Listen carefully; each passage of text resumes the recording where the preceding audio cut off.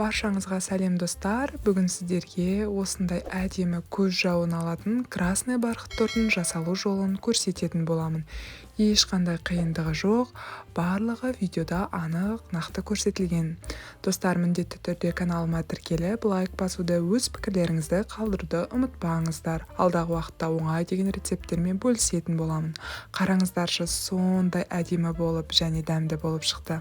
Барлық керек ингредиенттер төменде көрсетілген. Ең алдымен жылы сүтімізге қызыл түсті пищевой красителімізді қосатын боламыз. Бастапқыда 1 шай қасықтың көлемінде қоссаңыз жеткілікті. Егер қызыл түс сізге қанық емес секілді болып көрінсе, ең соңғы жағында да қосуға болады. Сол үшін уайымдамаңыз. Мінекей, ең алдымен жарты шай қасықтай қосып көрдім. Тек қана розовый түс қана берді. Содан кейін тағы да осы красительді қосып бастадым. Маған қанық түсті болғаны ұнайды торттың. Ары қарай жасауға кірсек, жұмыртқамызды жарып алайық ыдысымызға. Достар, көріп отырғандарыңыздай жұмыртқамның көлемі өте кішкентай болды. Сол себепті 5 данасын пайдаландым. Ал егер де сіздің жұмыртқаңыз орташа немесе үлкен көлемді болса, 4 данасы жарайды. Осы жұмыртқаның үстіне керекті мөлшердегі шекерімізді қосамыз және миксердің көмегімен жақсылап араластыратын боламыз. Үздіксіз 2-3 минут араластырсаңыз, осы екі қоспаңыз 2 есе көтеріліп ағарады. Міне, көрдіңіздер ме, өте әдемі консистенцияға ие болды. Осыдан кейін сұйық майыңызды қосатын боласыз. Сұйық майды құйып болғаннан кейін қызыл түсті сүтімізді де қосуды ұмытпаңыз. Осылайша қоспамызды миксердің көмегімен және тағы 1 минуттай көлемде араластыратын боламыз. Түсін қараңыздаршы, сондай керемет болып шығуда. Ендігі кезекте құрғақ қоспаларды бір-біріне қосып араластырып алайық.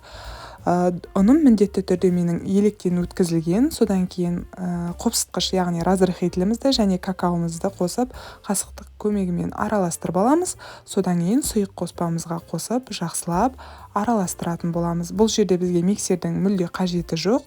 Осындай лопатканың, яғни қалақшаның көмегімен ақырын ғана араластырып, біркелкі консистенцияға келтіріп алатын боламыз. Достар, какаоны да міндетті түрде електен өткізгеніңіз дұрыс, себебі түйіршік тәріздес қалып қойса, дұрыс араласпайтын болады.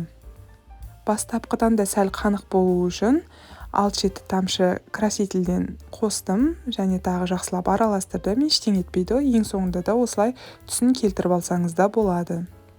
Мінекей, бізге керекті қоймалжың консистенция дайын болды. Ендігі кезекте диаметрі 24 см болатын формаға пергамент қағазын төсеп, ізін қалдырып алатын боламыз. Егер де сізде 24-тік болса, тек қана 3 слой пайда болады, ал егер одан да кіші 18-дік болатын болса, 4 слойдай шығады красный бархатыңыз. Міне, менде 3 слой болып жатыр, барлығына теңдей етіп бөліп алатын боламыз. Барлығын теңдей етіп бөліп алғаннан кейін қалдырылған із бойынша қасықтың көмегімен барлық жеріне жеткілікті етіп жағып шығатын боламыз. Осы сәтте пешіңізді 170 градусқа қосып қыздырып қоюды ұмытпаңыз.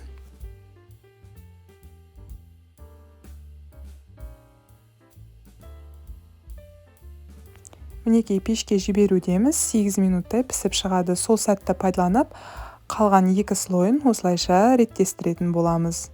Мінекей, бірінші слойымыз пісіп шықты. Ағаш шпажканың көмегімен ортасын піскен-піспегенін біліп алуыңызға болады, бірақ міндетті түрде 8 минуттың ішінде пісіп шығады. Осылайша пергамент қағазынан ажыратып, суығанын күтетін боламыз. Сол сәтте кремін дайындай берсеңіз болады.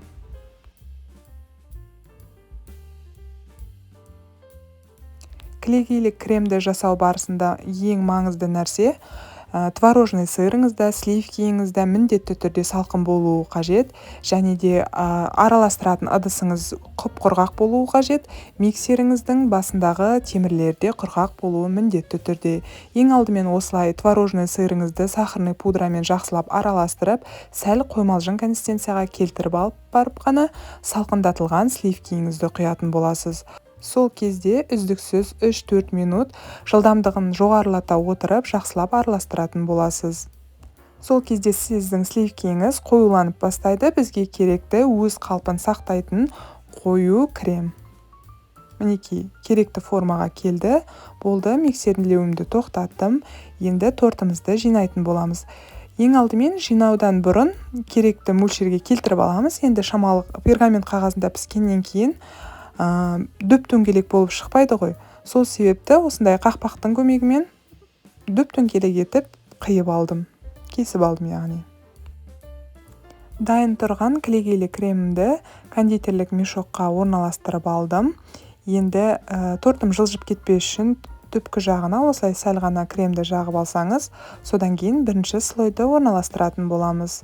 Содан кейін керекті мөлшерде осылай әдемілеп тұрып креміңізді орналастырып шығасыз. Барлық жеріне мол етіп жағып шықсаңыз, тортыңыз дәмді бола түседі. Орта жағы көрінбейтін болғандықтан осылайша орналастырып, қалақшаның көмегімен жағып шықтым. Содан кейін екінші слойды орналастыратын боламыз. Дәл сол әдісті пайдаланамыз. Шеткі жақтарына әдемілеп креміңізді орналастырып шықсаңыз, ортаңғы жағына жай қалақшаның көмегімен жағып шықсаңыз жеткілікті.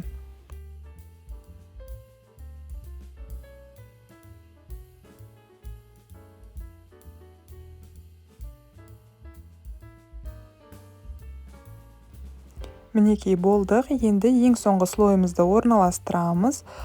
Осы сәтте достар, беткі жағы болғандықтан асықпай әдемілеп кремді орналастырыңыз. Барлық жеріне жеткілікті етіп, көз жауын алатындай ұқыпты етіп орналастырсаңыз, тортыңыздың түрі керемет болып шығады. Және де мен осы красный бархат секілді қып-қызыл болып тұрсын деп, мына кремнің үстінде әдемі көрінетіндіктен безендіруге құлпынайды пайдаландым.